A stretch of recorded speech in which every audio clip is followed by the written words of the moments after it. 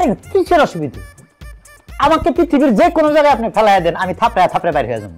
কিন্তু ঢাকা শহরের গলি এত মারাত্মক, কোন গলিতে একবার ঢুকে গেলে হারাইয়া যায়, নিজের আর খুঁজতে পাই না, মনে হয় যে আমার দিন কানায় ধরছে, বুঝছেন? এরপরেও থাপড়ায় থাপড়ে চলে আসছি, কোনো অসুবিধা হয় নাই।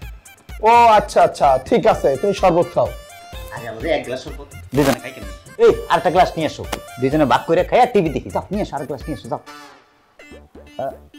না এক কাম করেন, এটা আমনে খান, আমনে খান, আমার লাগে একটু লেবু টেবু বাড়াই দিয়ে আরেকটা শরবত নিয়ে এসো তো। যাও যাও, আপনি না খান, আপনি না না ঠিক আছে, খাবেন না? গেলো বুঝলাম না, তোমার মালিক এরকম চলে গেল কে? সমস্যা কি তোমার? তুমি এটা কি করলা? আবার কি করছি আমি? তুমি তার লগে যেমনি কথা কইছো মনে হইছে তুমি এই বাড়ির মালিক আসি আইছে বেড়াইতে। তো অসুবিধা কি? আমি কি মালিকটা নাকি? গ্রামে আমার একটা বাড়ি আছে, আমি ওই বাড়ির মালিক। খালি আমার বাড়ির চাল ফুটো পানি পড়ে, তারে করে আমার বাড়িতে বেড়াইতে হইতো। আইছে মালিক, মালিকগিরি দায়িত্ব আইছে।